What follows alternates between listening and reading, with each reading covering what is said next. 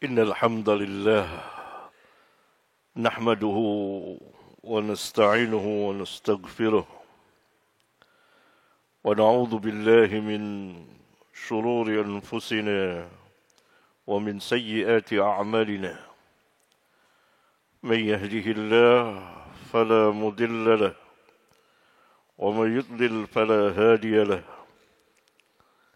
وأشهد أن لا إله إلا الله وحده لا شريك له وأشهد أن محمدًا عبده ورسوله أما بعد فإن أصدق الحديث كتاب الله وأحسن الحدي حدي محمد صلى الله عليه وعلى آله وسلم وشر الأمور محدثاتها وكل محدثات بدعة وكل بدعة ضلالة وكل ضلالة في النار. Kita masuk ke dalam pelajaran yang lain dari kitab Sahih Bukhari. Kita akan memasuki kitab Al-Ghusl. Silakan Suhail baca. Bismillahirrahmanirrahim. Qala Imam Abu Abdullah Muhammad bin Ismail al-Bukhari al-Ju'fi rahimahullahu ta'ala fi kitabih al-Jami' as-Sahih fi kitab al-Ghusl.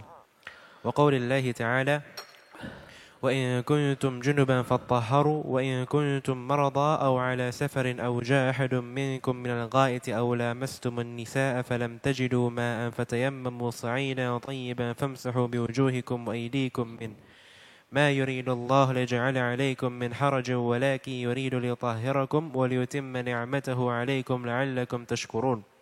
وقوله جل ذكره يا أيها الذين آمنوا لا تقربوا الصلاة وأنتم سكارى حتى تعلموا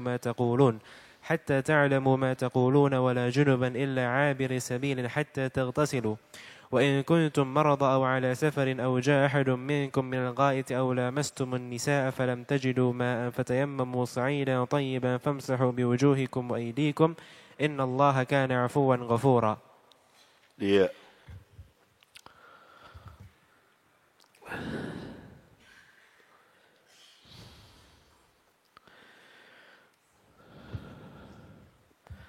dalam salah satu naskah atau sebagian naskah, dan itu yang diterima atau yang diriwayatkan oleh Al-Hafidh, mendahulukan Bismillah seperti ini. Bismillahirrahmanirrahim. Kitabul Ghusli. Tetapi kebanyakan naskah mendahulukan judul kitab, Kitabul Ghusli, kemudian baru basmalah, Bismillahirrahmanirrahim. Di kitab Al-Ghusl dan dua ayat yang dibawakan oleh Al-Imam, ada beberapa masalah yang perlu kita ketahui. Pertama, Al-Ghuslu, atau boleh juga dibaca huruf ghainnya fathah, Ghuslu. Boleh Ghuslu, Al-Ghuslu, boleh Ghuslu. Ada pembicaraan dia, silahkan lihat Fathul Bari. Kalau dibaca dhammah artinya ini, kalau dibaca fathah artinya ini.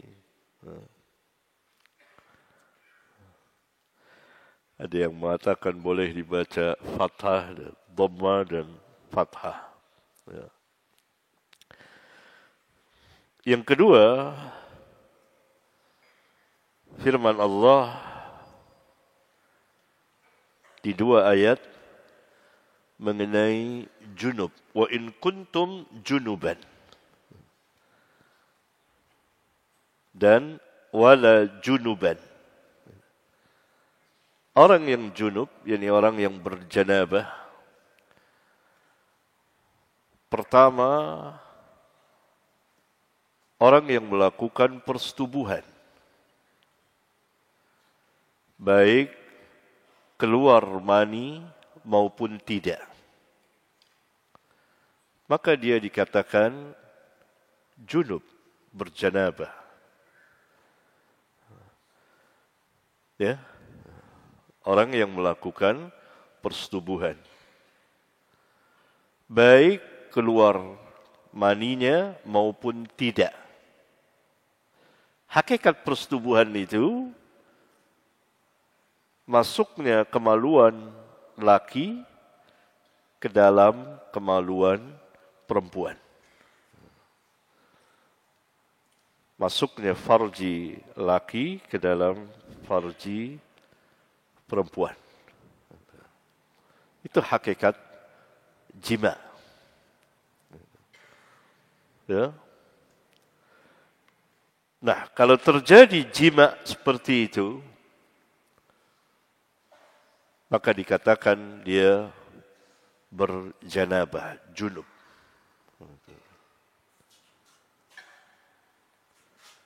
Dan salatnya terkait dengan mandi. Sah salatnya terkait dengan mandi.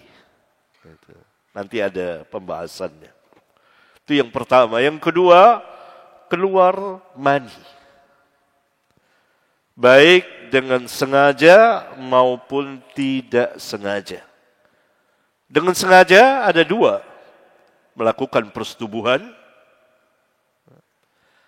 atau melakukan onani. Sengaja dikeluarkan. Bagi laki-laki atau masturbasi bagi wanita. Dengan tidak sengaja, yaitu mimpi. Akan tetapi mimpi ini, yakni mimpi bersetubuh tentunya, kalau tidak keluar maninya, maka tidak wajib mandi. Dia tidak dikatakan junub. Maka harus dilihat basah atau tidak. Keluar mani, karena mani Rabbuna membedakan antara air mazi dan air mani, air kencing, air wadi, itu berbeda. Keluarnya pun rasanya berbeda. Mazi muqaddimah, pendahuluan. Dan biasanya terjadi karena syahwat. Baik bercumbu langsung dengan istri atau membayangkan sesuatu. Tidak ada kenikmatan. Tapi mani keluarnya harus ada kenikmatan, lezat. Ini berbeda dengan keluarnya wadi. Ya, keluarnya mani pasti ada kenikmatan. Pasti ada kenikmatan. Itu keluarnya mani. Nah, itu dikatakan junub. Itu maksud yang junub. Paham saya kira ya? Junub. Berarti orang yang junub itu orang yang melakukan persetubuhan, baik ia keluar maninya atau tidak. Atau orang yang keluar mani, baik dengan sengaja atau tidak. Paham? Masalah yang kedua, perintah untuk mandi. Di ayat pertama dalam surat Al-Maidah, fattaharu. Yang dimaksud adalah mandi. Karena dijelaskan oleh ayat yang kedua dalam surat An-Nisa. Wala junuban illa abiri sabilin hatta taktasilu. Orang yang junub tidak boleh salat kecuali musafir yang sedang mengadakan perjalanan dan tidak mendapatkan air, lalu dia tayamum. Boleh. Sampai hatta taktasilu. Kalau ia mendapatkan air, maka dia mandi. Yani orang yang junub tidak boleh salat sampai dia mandi. Sampai dia mandi. Maka lafaz fattaharu dijelaskan oleh ayat yang lain, hatta taktasilu.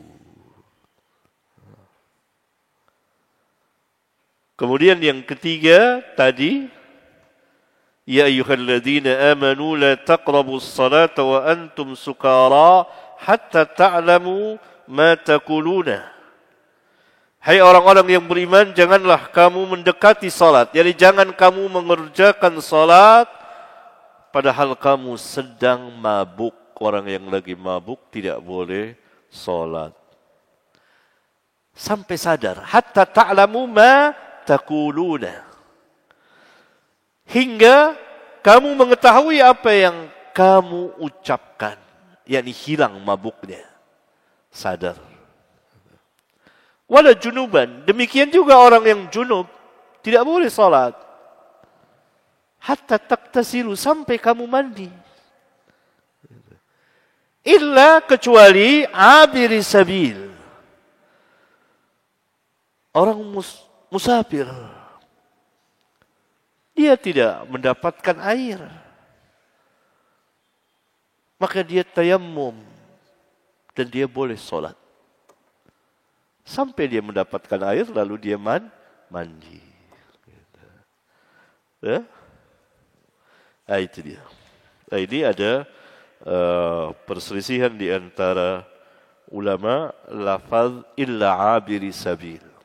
Sebagian ulama menafsirkan orang junub tidak boleh masuk masjid kecuali sekedar melewati. Tetapi seluruh dalil dhaif. Dan tafsir yang demikian menyelisihi susunan ayat ini. Pertama. Yang kedua, menyalahi tafsir sebagian sahabat, bahkan pembesar sahabat seperti Ali bin Abi Thalib radhiyallahu taala anhu dan Ibnu Abbas menurut riwayat yang sahihah, beliau juga menafsirkan musafir. Bagaimana dengan tafsir sahabat yang lain yang menafsirkan tidak boleh masuk masjid, tinggal di masjid sekedar lewat saja boleh? Riwayatnya semuanya dhaif, dan saya sudah menjelaskan di kitab yang dengan judul 3 Hukum Perempuan Haid dan Junub. Dari 2002 saya tulisin, berarti sudah 22 tahun. Dan nulisnya sebelumnya, diterbitkannya tahun 2002.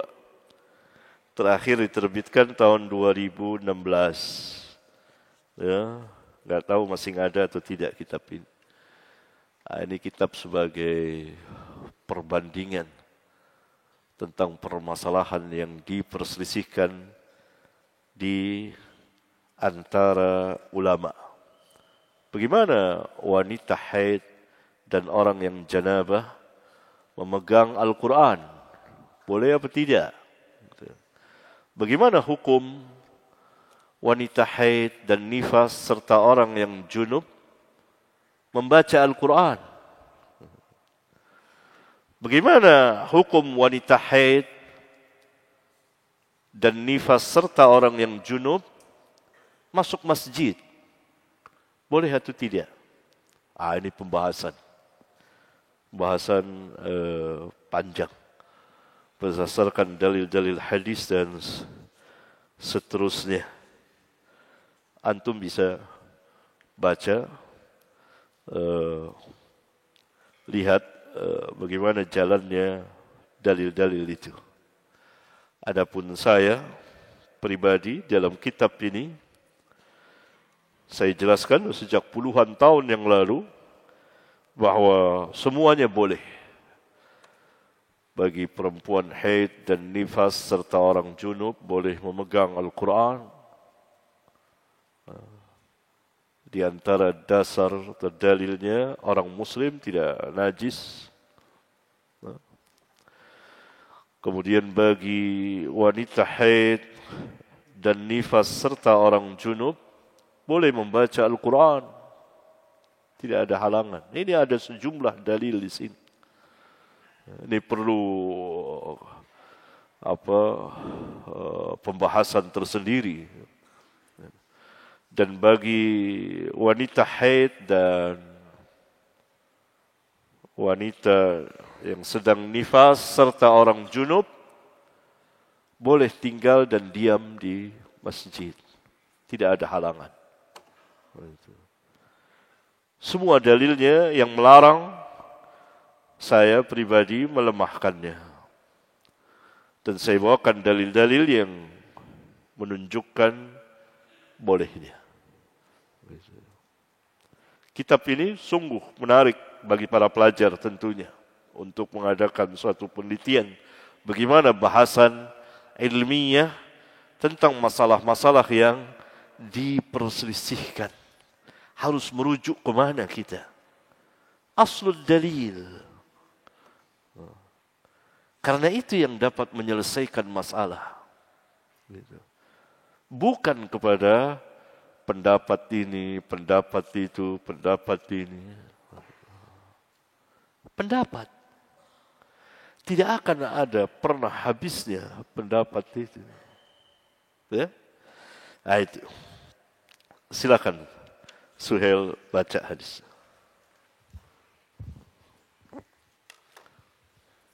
باب الوضوء قبل الغسل. حدثنا عبد الله بن يوسف قال أخبرنا مالك عن هشام عن أبيه عن عائشة زوج النبي صلى الله عليه وسلم أن النبي صلى الله عليه وسلم كان إذا اغتسل من الجنابة بدأ فغسل يديه ثم توضأ كما يتوضأ للصلاة ثم يدخل أصابعه في الماء فيخلل بها أصول الشعر ثم يصب على رأسه 3 غرف بيديه ثم يفيض الماء على جله كله. هشام بن عروة ثقة فقيه أبوه هو عروة بن الزبير ثقة فقيه مشهور. حدثنا محمد بن يوسف قال حدثنا سفيان عن الأعمش عن سالم بن أبي الجعد عن كريب عن ابن عباس عن ميمونة زوج النبي صلى الله عليه وسلم قالت توضأ رسول الله صلى الله عليه وسلم وضوءه للصلاة غير رجليه وغسل فرجه وما أصابه من الأذى ثم أفاض عليه الماء ثم نحى رجليه فغسلهما. هذه غسله من الجنابة. محمد بن يوسف البخاري أبو أحمد البيكندي ثقة. سفيان الثوري سليمان بن الأعمش هو سليمان بن محران سالم بن أبي الجعد رافع الغدفاني الأشجاعي مولاهم الكوفي ثقة وكان يرسل كثيرا. Iya. Arti al-ghuslu atau ghuslu mandi dan hakikat mandi itu apa? Mengalirkan air ke seluruh tubuh. Itu hakikat mandi. Bukan misalnya mandi hanya segini saja, badan palanya tidak. Itu belum mandi. Secara lugah. Hakikat mandi, yakni keadaan yang sebenarnya mengenai mandi dan arti mandi itu, apalagi mandi janabah, itu mengalirkan air ke seluruh anggota tubuh. Terkena air semuanya. Berarti dari ujung kepala sampai ujung kaki. Kena semua air. Maka apabila orang ingin mandi janabah, tentu dia harus membedakan. Mandi ada 2. Mandi yang pertama, mandi adiyah, adat, biasa. Seperti kita mandi akan berangkat ke ta'lim, untuk mana, mandi pagi, sore, atau malam. Itu adiyah. Sedangkan mandi ibadah, mandi janabah adalah mandi ibadah. Itu harus dibedakan. Yani niatnya. Tentu niatnya tempatnya di hati. Tidak ada sangkut pautnya dengan lisan. Nawaitu raf'al hadasil akbar. Nah, itu dia. Ini bid'ah. Gitu.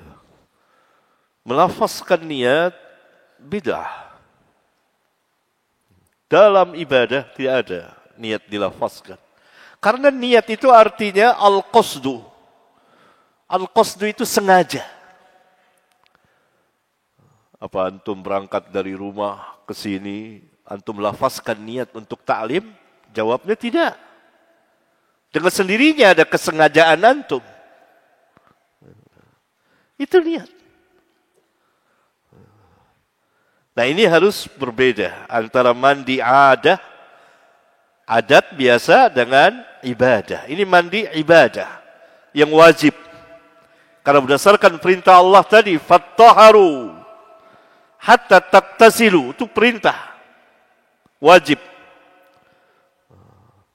Tidak sah salat bagi orang yang junub. Allah Subhanahu wa taala berfirman, wala junuban, dan tidak boleh orang yang junub mendekati salat, yakni mengerjakan salat sampai ia mandi. Kecuali tidak ada air, maka dia tayammum. Ya. Nah, kalau seseorang niat dia mandi janabah dengan sendirinya, tergerak di hatinya untuk mandi janabah, maka dia alirkan air ke seluruh tubuhnya, dia telah memenuhi kewajiban. Karena Rabbuna mengatakan fattaharu, mandilah. Itu yang wajib. Selebihnya yang sunnah. Sebagaimana dicontohkan oleh Rasulullah sallallahu alaihi wasallam. Di antara bab pertama, yakni di antaranya bab pertama yang diberikan oleh Al-Imam, babul wudu'i qabla al-ghusli. Bab berwudu sebelum mandi. Hadis Aisyah. Karena yang menjelaskan sifat mandi janabah Nabi sallallahu alaihi wasallam yang sangat terkenal, ada 2 buah hadis yang lengkap, ya. Hadis Aisyah dan hadis Maimunah. Dua-duanya istri Nabi sallallahu alaihi wasallam wa radhiyallahu anhum jami'an. An Aisyah zaujin Nabi sallallahu alaihi wasallam anna an-nabiy sallallahu alaihi wasallam kana idza iktasala min al-janabati. Dari Aisyah, istri Nabi sallallahu alaihi wasallam, bahwasanya Nabi sallallahu alaihi wasallam apabila hendak mandi dari janabah, apabila akan mandi janabah, kana idza iktasala minal janabah, bada'a, beliau memulai, yakni akan mandi itu, faghasala yadayhi, beliau mencuci kedua tangannya. yakni sebelumnya dalam riwayat yang lain beliau mencuci farjinya, bersihkan farjinya. Karena biasanya ini kan habis melakukan jima, cuci farjinya, cuci kedua tangannya. Ada yang mengatakan bahwa mencuci kedua tangan ini adalah sebagaimana kita pernah membahas dalam kitab wudu, yaitu seseorang apabila bangun tidur dilarang langsung memasukkan tangannya ke gayung atau ke bak mandi yang ada air sampai ia mencuci kedua tangannya 3 kali. Ini sunnah yang ditinggalkan oleh umumnya kaum muslimin. Rata-rata bangun tidur langsung ambil air bak, harusnya cuci tangan dulu. Bangun tidur malam, bukan siang. Bangun tidur malam, biasanya subuh kita bangun atau tengah malam akan mendirikan sholat tahajud, ya. Ambil air gayung dikit, cuci. Jangan dicelapkan tangan. Karena kita tidak tahu, kata Nabi SAW, tangan ini kemana. Dan siapa yang pegang-pegang tangan ini nanti, yang menjilatinya, syaitan bisa jadi. Nanti kita tidak tahu. Tahu tidak kita ketika tidur apa yang terjadi di sekitar kita? Tidak tahu. Itu kata Nabi SAW. Dia tidak la yadri, tidak tahu kemana tangannya beredar.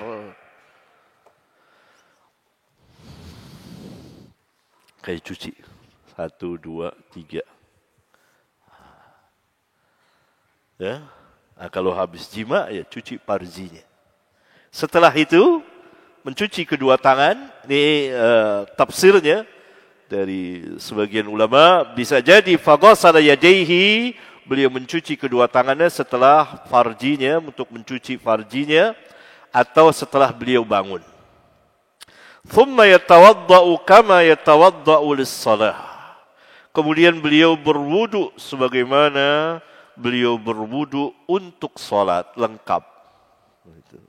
Gimana wudu untuk salat? Itulah makanya judulnya Al-Imam Babul Wudu qabla al-ghusli.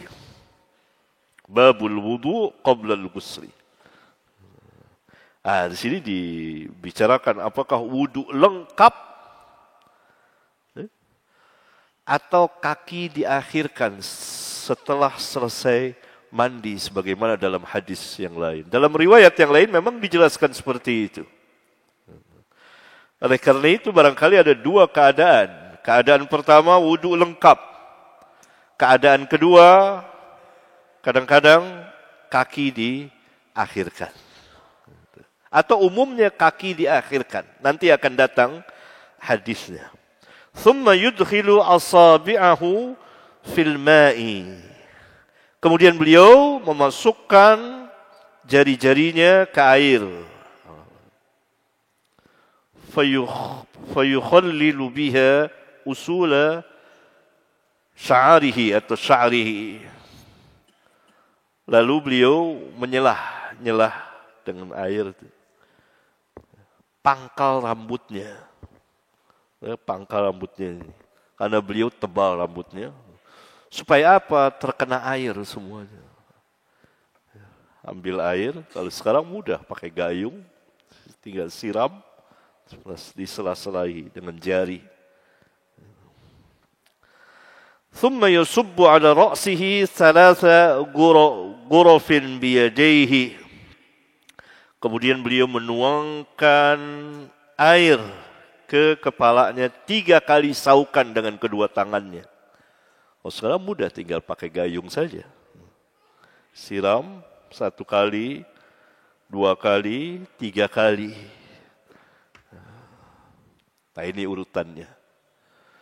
Jadi pertama kalau bangun tidur tadi mencuci kedua tangan dulu 3 kali sebelum tangan dimasukkan ke bejana, ke gayung atau ke bak. Kemudian wudu lengkap atau wudu dan mencuci kedua kaki diakhirkan selesai mandi. Kalau tidak batal. Kalau batal ya ulang lagi wudu. Kemudian selesai wudu itu ambil dengan tangan untuk menyelah-nyelahi bagi yang punya rambut. Gitu. Yang punya rambut tebal, gitu, ya menyelah-nyelahi supaya masuk. Ini sini jelas. Fayukhallilu biha usula sya'rihi. Beliau menyelah-nyelahi pangkal rambutnya, bawah rambutnya itu supaya terkena air. Ya. Kemudian thumma yusubbu ala ra'sihi thalatha ghurafin biyadayhi. Kemudian baru menuangkan air 3 kali tuangan sauk. Ambil gayung ya. Lalu pakai tangan dengan kedua tangan seperti Nabi 3 kali. Paham sampai di situ? Mudah ya. Thumma yufidu ala jildihi kullihi. Kemudian beliau mengalirkan air ke seluruh tubuhnya. Selesai mandi janabah. Hadis yang kedua, ini dari Maimunah. Dari Maimunah. An Ibn Abbasin an Maimunah zawjin Nabi sallallahu alaihi wasallam qalat. Dari Ibnu Abbas, dari Maimunah. Karena Maimunah ini khalahnya, yakni bibinya Ibnu Abbas, saudara dari ibunya. Ya. Ya, dengan ibunya Ibnu Abbas bersaudara. Ini masing keluarga Nabi sallallahu alaihi wasallam. Semua istri Nabi sallallahu alaihi wasallam dari orang Muhajirin, orang Mekah, enggak ada orang Madinah. Ketika Nabi sallallahu alaihi wasallam ditanya, "Kenapa?" Pencemburu. Cemburunya ekstra gitu. Orang Madinah, perempuan-perempuan Madinah. Nabi SAW tidak suka perempuan pencemburu. Cari istri jangan cemburu, ya. Itu sifat wanita, tidak mungkin hilang. Tapi pencemburu, itu Nabi SAW enggak suka. Kawan-kawan yang belum menikah, cari istri jangan yang pencemburu. Payah kita. Nabi SAW tidak pernah menikahi orang Madinah. Karena orang Madinah dia perempuan yang rata pencemburu. Ya, orang Mekah semua. Orang Mekah perempuannya gampang diatur kalau bahasa kita. Penurut. Nah, ketika terjadi hijrah, bergaullah perempuan Mekah dengan perempuan Madinah. Terjadi pergolakan rumah tangga. Umar sendiri sampai terkejut, kaget. Melihat istrinya kok begini. Itu. Karena pergaulan. Bercampur antara perempuan Makkah, perempuan Madinah. Beda adab akhlaknya, tabiatnya maksudnya. Beda, karakternya beda. Ketika bercampur itu ya masukkan pergaulan. Jadi memang pergaulan kadang-kadang bisa, bukan kadang-kadang, bisa mengubah. Kayak itu suami harus melihat. Jangan bergaul sama dia. Nanti bisa berubah. Umar sendiri kaget itu lihat istrinya kok berubah. Yang biasanya penurut orang Mekah itu. Nabi SAW semuanya istrinya orang Mekah. Ketika ditanya, ya kan dia pencemburu. Beliau menahan diri dari tidak mau karena cukup berat menghadapi perempuan pencemburu. Bagi beliau dia tidak berarti haram menikahi, tidak mau enggak. Ya, begitu. Ini Maimunah orang Makkah. Semuanya coba antum periksa. Kalau saya salah kasih tahu. Nanti saya rujuk. Setahu saya ini pengetahuan saya, enggak ada istri beliau yang orang Madinah. Tidak mengecilkan orang Madinah. Beliau jelaskan sendiri bahwa orang Madinah perempuannya itu pencemburu. Dari situ kan kita dapat belajar bahwa kalau mau cari istri jangan pencemburu ya. Kalau cemburu, iya, tidak bisa dihilangkan, itu tabi'iyah.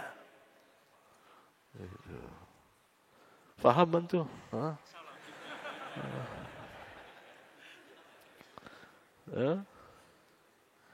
Coba diperiksa para pelajar. Saya bawakan hadisnya di kitab Al-Masail. Tapi saya lupa di masail keberapa. Hadisnya. Pokoknya Nabi SAW ditanya kenapa tidak menikahi ya kalau nggak salah. Perempuan Madinah. Karena beliau mempunyai beberapa istri itu saja cemburu kan, terjadi kan kecemburuan sesama istri beliau di berbagai atau di sebagian hadis. An Maimunah zaujin Nabi sallallahu alaihi wasallam qalat tawadda'a Rasulullah sallallahu alaihi wasallam wudu'ahu lis-salati ghayra rijlaihi. Ini dia. Rasulullah sallallahu alaihi wasallam ketika akan mandi janabah, beliau berwudu seperti wudu beliau ketika akan salat. Tawadda'a Rasulullah sallallahu alaihi wasallam wudu'ahu lis-salah ghayra rijlaihi, yani mencuci kedua kaki diakhirkan. Wa ghasala farjahu wa ma asabahu min al-adha. Ini bukan habis wudu lalu mencuci farji, tidak. Ya, ini bukan tertib begitu, tidak. Ini al-jam'u, dikumpulkan. Maksudnya yang pertama mencuci farji dan apa yang kotor dari situ. Ada gangguan wa ma asabahu minal adza. Dicuci dulu itu. Kemudian baru berwudu seperti tertib. Nanti akan ada lagi hadis Maimunah. Thumma afadha alaihi al-ma. Kemudian beliau mengalirkan air ke seluruh tubuhnya. Thumma nahha rijlaihi فَغَسَلَهُمَا هَذِهِ غُسْلُهُ مِنَ الْجَنَابَةِ. Kemudian beliau menyingkir dan mencuci kedua kakinya. Inilah mandinya beliau dari janabah. Ini hadis diringkas sebagiannya. Nanti akan ada kelengkapannya. Terus Suhail baca. باب غسل الرجل مع امرأته. حدثنا آدم بن أبي إياس قال حدثنا ابن أبي ذئب عن الزهري عن عروة عن عائشة قالت كنت أغتسل أنا والنبي صلى الله عليه وسلم من إناء واحد من قدح يقال له الفرق. ابن أبي ذئب هو محمد ابن عبد الرحمن ابن المغيرة ابن الحارث ابن أبي ذئب القرشي العامري أبو الحارث المديني ثقة فقيه فاضل. Ibnu Abi Dhi'bin adalah Muhammad bin Abdul Rahman bin Mughirah, terkenal dengan nama Ibnu Abi Dhi'b. Di Madinah tinggalnya dan imam besar dan bersama dengan Al-Imam Malik. Dan gurunya juga sama, yaitu Az-Zuhri. Hadis dari Aisyah lagi. An Aisyah qalat, dari Aisyah dia berkata, kuntu aktasilu ana wan Nabi sallallahu alaihi wasallam min ina'in wahidin. Aku mandi bersama Nabi sallallahu alaihi wasallam, yakni suami istri mandi bareng, min ina'in wahid, dari satu bejana. Bukan berendam di bak. Itu lafaznya tentu lain lagi. Fi ina'in wahid. Kalau dengan huruf fi berarti itu bersama berendam mandi di bak. Ya. Tapi kalau min ina'in wahid, dari satu bejana mandi bareng. Siduk, diciduk ya, bareng. Diterangkan min qadahin yuqalu lahu al-faraq, yakni dari bejana yang biasa disebut namanya al-faraq. Ya tentu dengan air yang sedikit itu. Dari sini para ulama mengatakan bahwa bolehnya suami istri mandi janabah bareng, apalagi mandi biasa dia. Dari sini juga para ulama beristinbat mengeluarkan hukum bahwa suami boleh melihat farji istrinya dan sebaliknya istri melihat farji suaminya. Karena galibnya mandi itu kan terbuka semuanya. Ya. Terus. باب الغسل بالصاع ونحوه. حدثنا عبد الله بن محمد قال حدثني عبد الصمد قال حدثني شعبة قال حدثني أبو بكر بن حفص قال سمعت أبا سلمة يقول دخلت أنا وأخو عائشة على عائشة فسألها أخوها عن غسل النبي صلى الله عليه وسلم فدعت بناء نحو من صاع فاغتسلت وأفاضت على رأسها وبيننا وبينها حجاب. قال أبو عبد الله قال يزيد بن هارون وبهز والجدي عن شعبة قدر صاع.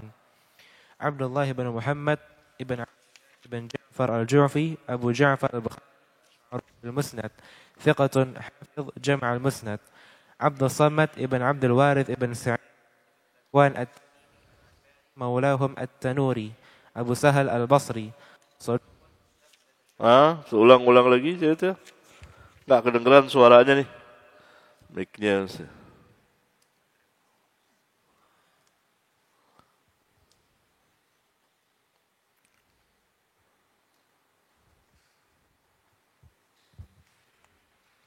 عبد الله بن محمد ابن عبد الله بن جعفر الجعفي أبو جعفر البخاري المعروف بالمسند ثقة حافظ جمع المسند.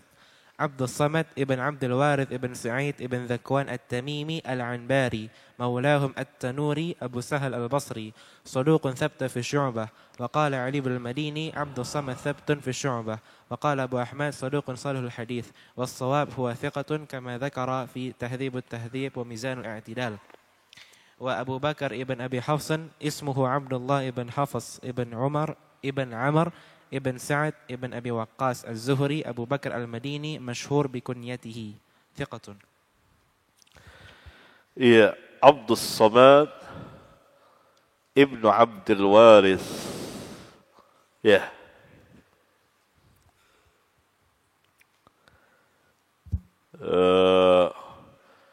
Al-Hafidh mengatakan bahwa ia saduq di kitab takribnya. Itu yang dinukil Suhail di kitab takrib.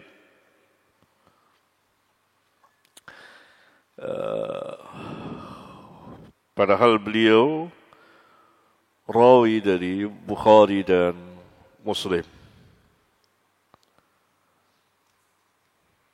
Saya kira wallahu a'lam, pernyataan Al-Hafidh mengikuti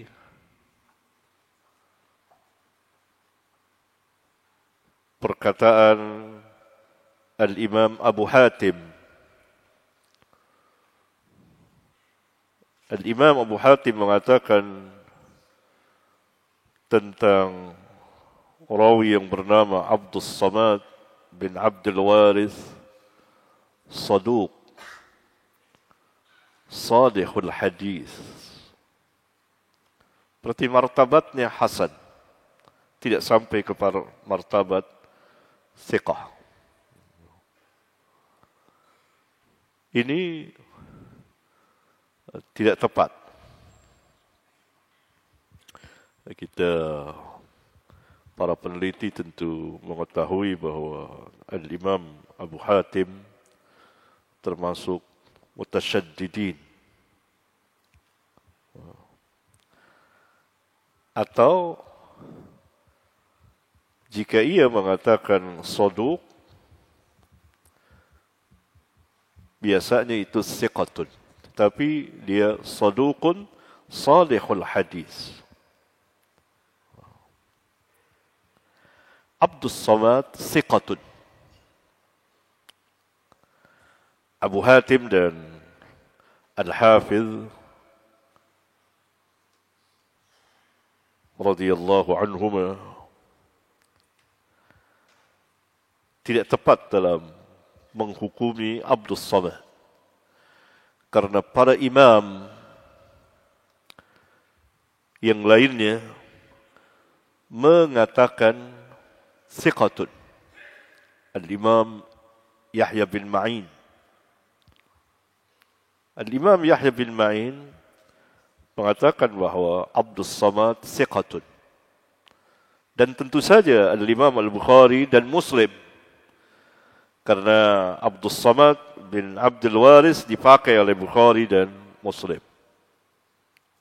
Sudah 3 orang. Apalagi Yahya bin Ma'in terkenal mutasyaddid, orang keras dalam berbicara tentang rawi.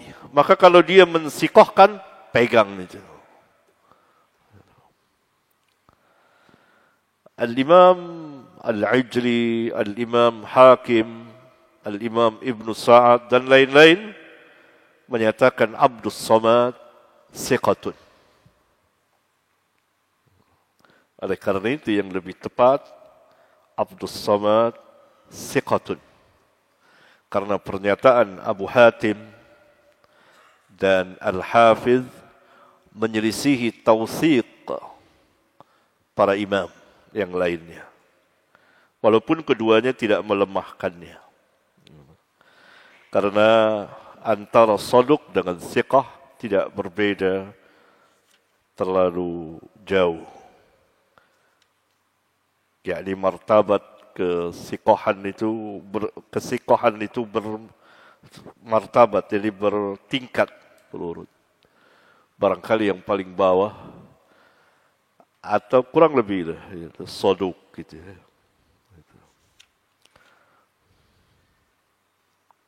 Yakni pernyataan Al-Hafiz saduq yang tadi dibacakan Suhail tidak menghalangi bahawa Abdus Samad itu siqatun, dan itu yang lebih tepat. Yakni kalau dikatakan bahawa Abdus Samad siqatun itu lebih tepat, aqrab lis-shawab, mengikuti tawsiq pensiqahan para imam. Para imam. Iya. Kemudian ini hadis Aisyah lagi. Abu Bakr bin Hafs berkata, sami'tu Aba Salamah, yakni Abu Salamah bin Abdurrahman bin Auf, anaknya Abdurrahman bin Auf. Yaqulu, dia berkata, dakhaltu ana wa akhu Aisyata ala Aisyata. Aku dan saudara dari Aisyah, ini saudara Aisyah sepersusuan. Sepersusuan. Bukan saudara kandung. Al-Hafidh memberi taukannya. Karena kesalahan sebagian pensyarah hadis menyatakan bahawa saudaranya Aisyah adalah Abdurrahman, abangnya. Ini tidak tepat.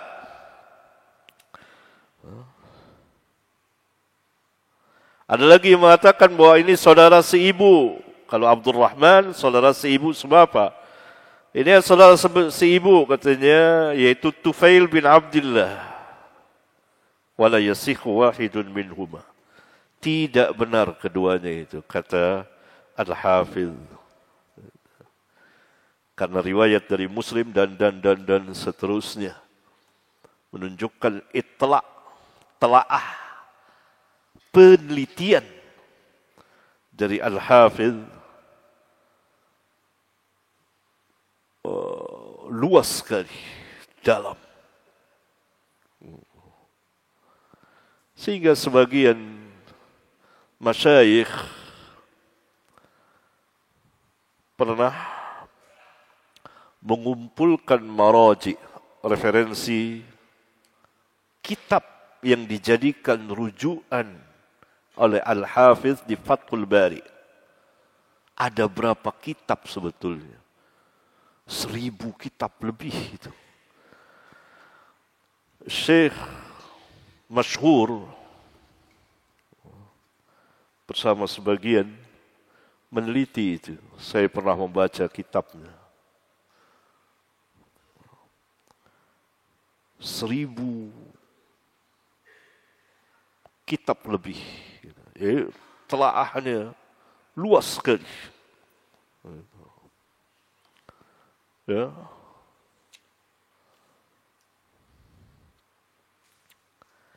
Berarti yang benar, saudara Aisyah sepersusuan minar radha'ah, akhuha minar radha'ati. Saudara sepersusuannya berarti mahramnya.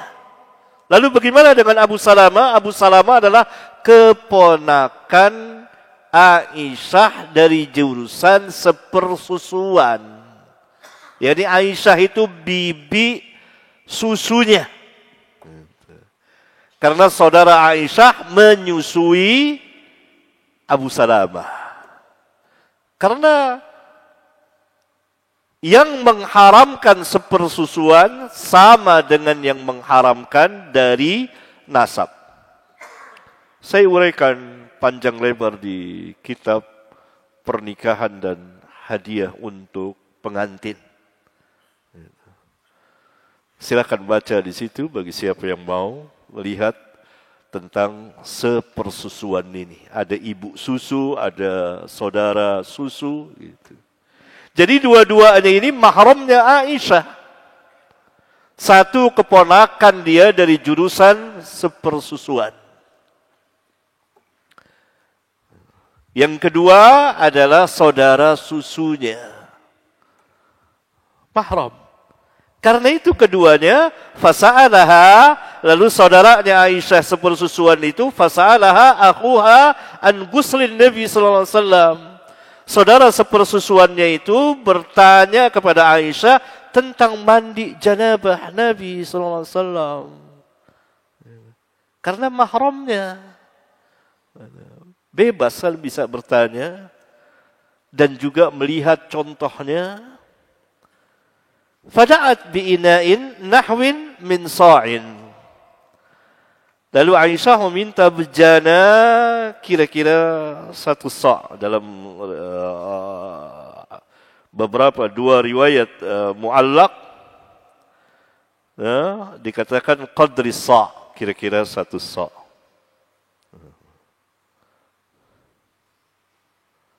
Berarti ini perkiraan, bukan batasan. Orang sering salah paham. Jadi di bagian wudhu, salah paham Nabi SAW berwudhu dengan mandi dengan 1 sa' berwudhu ini. Itu bukan batasan, tapi takrib. Kira-kira, kurang lebih. Kalau itu Al-Hafiz mengatakan, wal muradu minar riwayataini annal iktisara waqa'a bimil'is sa' minal ma' takriban la tahdidan. Takrib, kurang lebih. Jadi bisa kurang, bisa juga lebih. Bukan batasan, harus 1 sa', harus sekian mud wudu. Hadis itu perlu dipahami dengan sebaik-baiknya. Kalau tidak paham atau belum paham atau kurang paham, diam lebih bagus. Daripada memaksakan. Itu banyak tuh di media sosial. Jadi banyak sekali para pensyarah hadis. Di sini nahwin min sa', kira-kira 1 sa', faktasalat. Lalu Aisyah mandi, wa afadat ala ra'siha. Dan beliau mengalirkan air ke kepalanya. Wa bainana wa bainaha hijabun, di antara kami dan beliau ada hijab. Yani hijab batasan begini. Dari mana rawi mengetahui bahwa Aisyah menyiram kepalanya, rambutnya kalau dia tidak melihat? Ini kan mahramnya. Berarti segini hijabnya Aisyah ini, ambil mandi. Ya, ngelihat. Kan mahramnya, tidak apa-apa. Ya.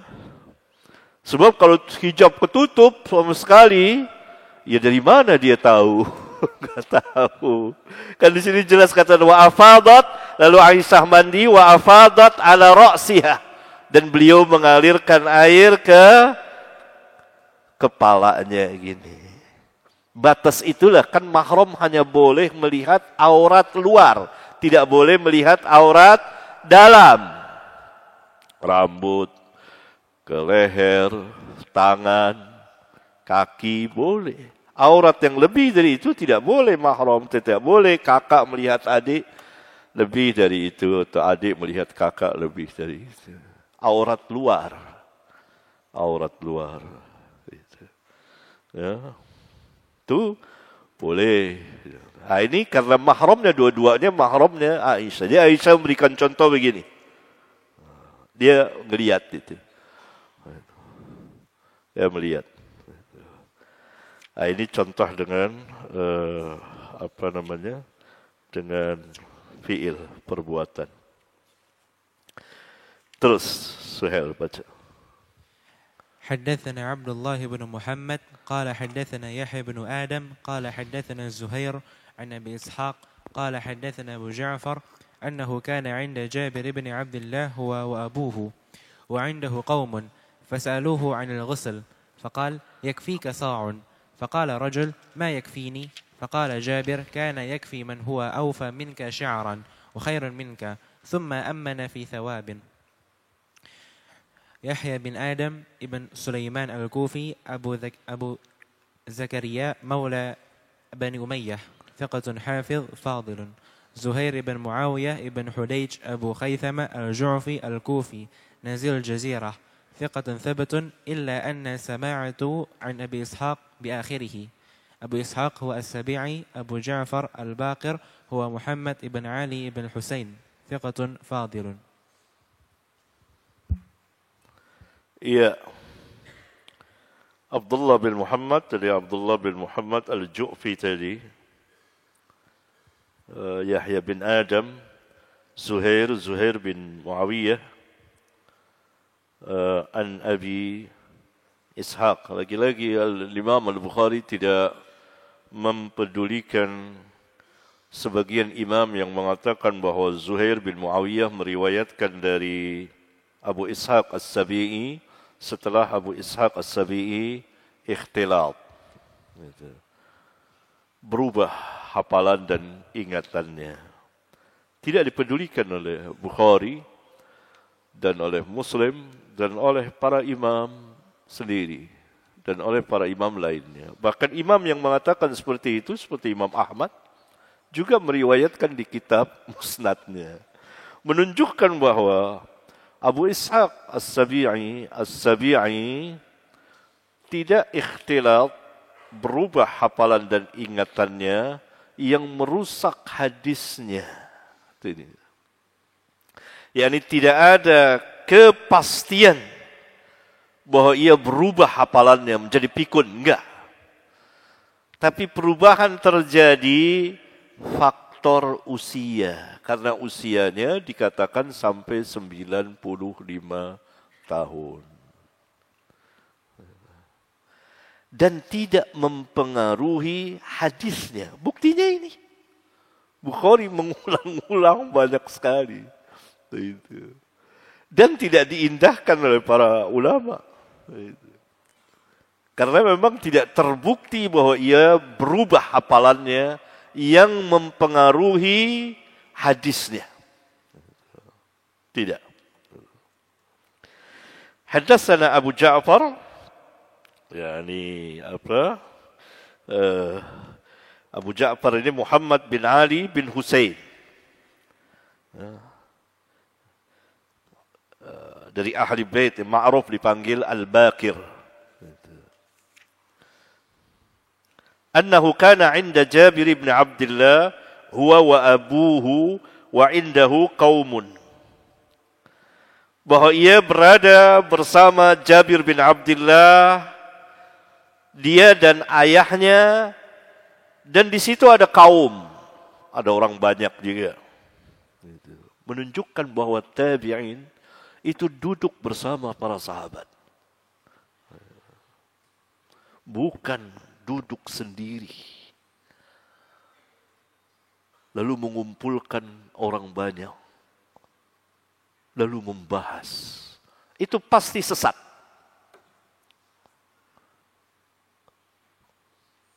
Siapa pendiri Mu'tazilah namanya? Wasil bin Atha.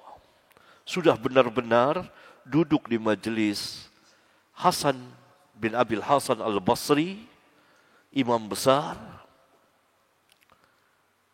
Dia nyeleneh. Tidak ada adab sama sekali. Durhaka kepada gurunya. Dia menyingkir. Itu dikatakan i'tizal. Bahas bersama kelompoknya. Muncul paham Mu'tazilah.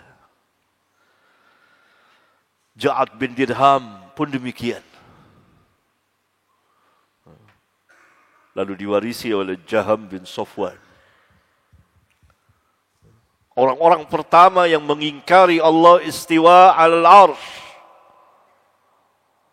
Menolak fitrah yang ada pada manusia.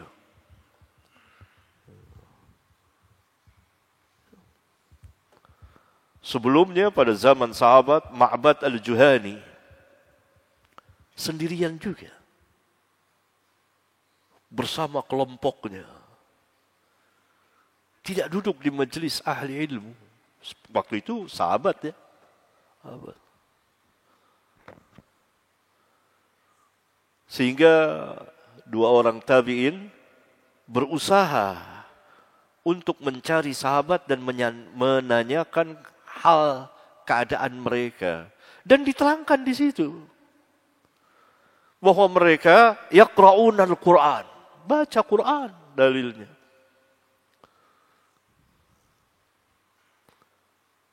Dan membahas ilmu. Tapi sesama mereka tidak ada sahabat. Beda dengan ahli bait ini. Ahli bait Nabi, bukan Syiah ahli bait Nabi itu. Syiah berdusta atas nama ahli bait. Itu sering saya ungkapkan sejak puluhan tahun yang lalu. Syiah berbohong atas nama ahli bait. Ini ahli bait. Ngumpulnya sama siapa? Sama Jabir bin Abdullah, sahabiyun jalil, rawi hadis. Sudah buta kelihatannya Jabir waktu itu ya. Dia bersama ayahnya. Ali bin Husain, anaknya Husain. Husain anak Ali. Semua ahlul bait itu. Orang-orang mulia. Orang-orang berilmu. Dan nasabnya mulia. Yang sebenar-benar ahli bait. Ya. Kumpul bersama sahabat. Begitu juga perjalanan firqah-firqah sesat atau orang-orang sesat, pasti mereka menjauhi ahli ilmu. Tidak dapat tidak.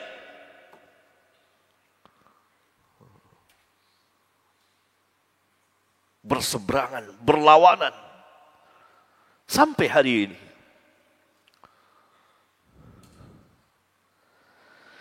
Lihat di sini ya. Nah, terus fasa'aluhu, lalu mereka menanyakan kepada Jabir anil ghusli, tentang mandi. Jadi maksudnya tentu mandi janabah. Faqala yakfika sa'un. Yani berapa air yang cukup? Cukup, yakni cukup bagimu 1 sa'. Bukan berarti tidak boleh kurang, tidak boleh lebih. 1 sa' itu cukup. Itu. Faqala rajulun, lalu salah seorang berkata, ini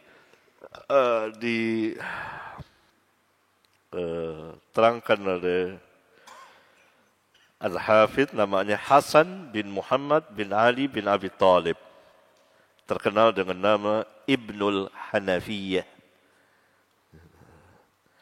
Yani Ali bin Abi Talib radhiyallahu taala anhu, setelah istrinya wafat, Fatimah, beliau menikah dengan seorang wanita namanya Hanafiyah.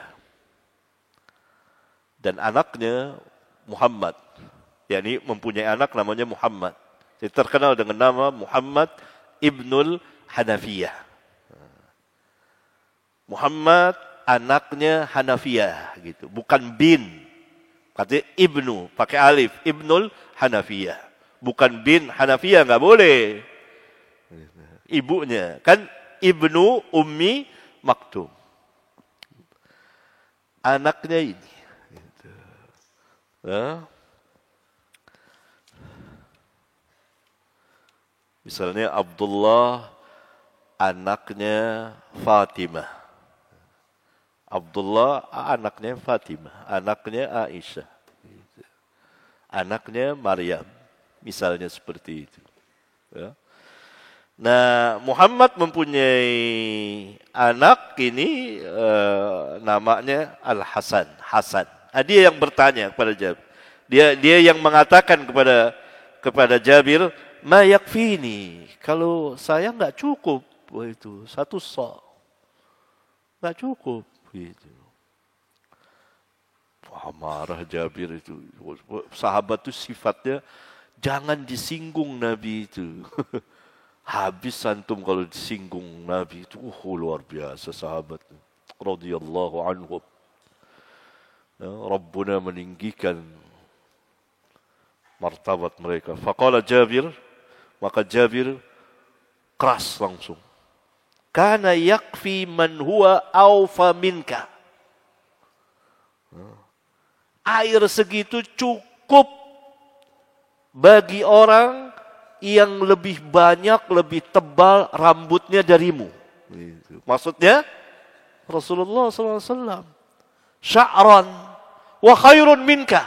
Dan lebih baik darimu. Harusnya kita terima. Kan itu dari Nabi, ya sudah terima. Soal nanti cukup atau tidak cukup, itu lihat. Jangan dibantah. Sahabat itu paling tidak mau kalau Nabi SAW dibantah. Itu manhaj mereka. Sama siapa saja, hatta sama anaknya. Antum tidak baca itu. Ketika Ibnu Umar menyampaikan hadis bahwa jangan larang, yakni Nabi SAW bersabda, jangan larang perempuan kalau ke masjid. Mau sholat di masjid, jangan dilarang. Lalu anaknya bilang, kita akan larang. Dicaci maki, dimaki-maki. Rawi mengatakan belum pernah, anaknya Ibnu Umar juga, Ibnu Umar mencaci maki yang seperti itu. Habis anaknya sendiri. Saya bilang dari Nabi, engkau bilang enggak boleh. Nabi bilang boleh, engkau bilang enggak boleh. Nabi SAW melarang perempuan, biarkan wanita-wanita ke masjid. Kalau masjid ini, Baitullah, rumah Allah. Jangan dilarang. Dia mau melarang anaknya itu. Dahsyat itu Ibnu Umar. Hadis sahih riwayat Imam Muslim. Saya di sebagian kitab saya membawakan turuk, lafaznya. Dicaci maki. Sampai anaknya mengatakan belum pernah itu bapaknya mencaci maki orang seperti itu. Nabi bilang jangan dilarang, kamu bilang dia larang. Bukan berlawanan dengan Nabi mulia sallallahu alaihi wasallam. Begitu sifat para sahabat. Tidak boleh Nabi sallallahu alaihi wasallam dibantah.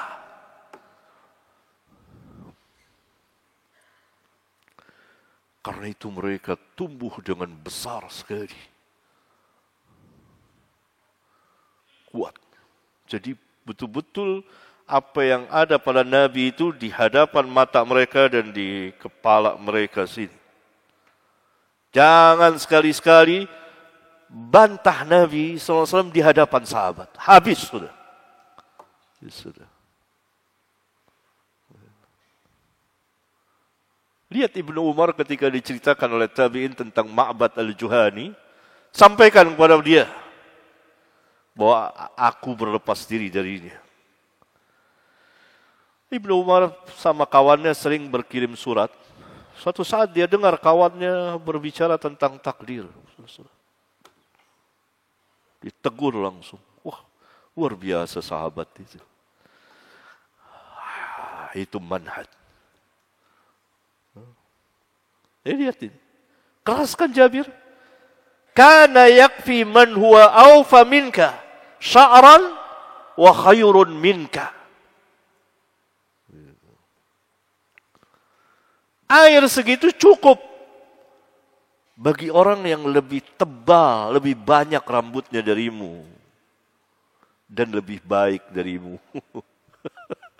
Diam itu Hasan. Lalu summa ammana fi thawbin.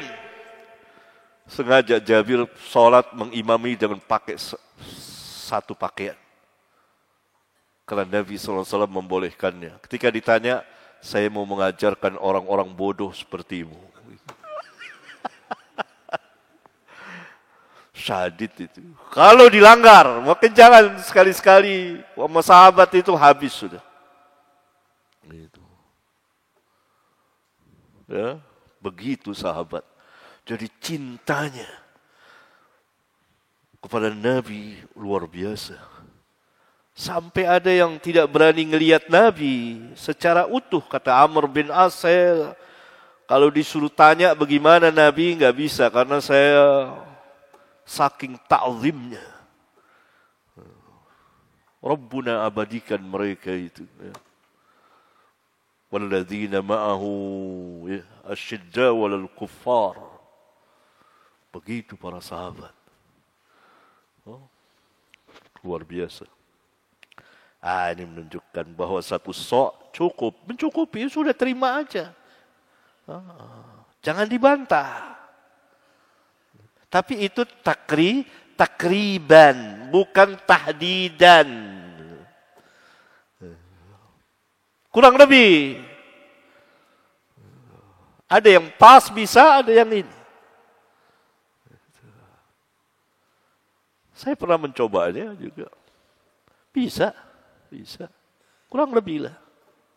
Gitu. Ya.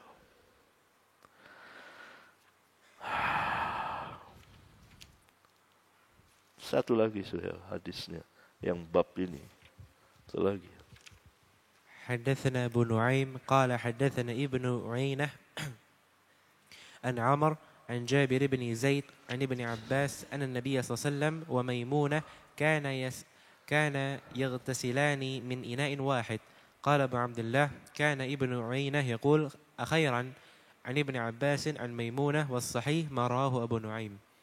أبو نعيم هو فضل بن دكين ابن عيينة سفيان بن عيينة عمرو بن دينار المكي ثقة ثبت. جابر ابن زيد أبو الشعثاء الأزدي ثقة فقيه. نعم. Al-Imam rahimahullah ta'ala meriwayatkan dari syekhnya Abu Nu'aim Fadl bin Dukain Ibnu Uyainah Sufyan bin Uyainah Amr bin Dinar an Jabir ibn Zaid an Ibn Abbas anna an-nabiy sallallahu alaihi wasallam wa Maimunah kana yaktasilani min ina'in wahid. Ibnu Abbas mengabarkan bahwa Nabi SAW bersama Maimunah istrinya, keduanya mandi dari satu bejana, yakni suami istri mandi bersama, itu biasalah ya. Suami istri mandi bersama. Ini mandi janabah. Juga qadrus sa'. Qala Abu Abdullah, berkata Abu Abdullah, yang dimaksud al-Imam al-Bukhari, kana Ibnu Uyainah yaqulu akhiran.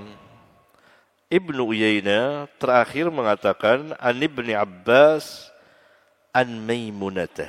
Dari Ibnu Abbas dari Maimunah. Menyelisihi riwayat yang sebelumnya. Riwayat yang sebelumnya Ibnu Abbas yang meriwayatkan bahwa Nabi SAW bersama Maimunah mandi bersama. Yani Ibnu Abbas mengetahuinya. Riwayat yang kedua, Ibnu Abbas mengetahui bahwa Nabi SAW bersama istrinya Maimunah mandi bersama dari bibinya Maimunah. Dia tidak menyaksikan, tidak tahu langsung. Tetapi Al-Imam Al-Bukhari mengatakan was-sahih ma rawahu Abu Nu'aim. Yang benar riwayat Abu Nu'aim. Yakni Al-Imam Bukhari ini perselisihan ulama dalam bab ini, panjang pembicaraannya. di lain waktu barangkali bisa saya jelaskan. Sampai di sini ikhwan. InsyaAllah pada Sabtu yang akan datang kita lanjutkan lagi. Subhanakallahumma wa bihamdika asyhadu an la ilaha illa anta astaghfiruka wa atubu ilaik. Wassalamualaikum warahmatullahi wabarakatuh.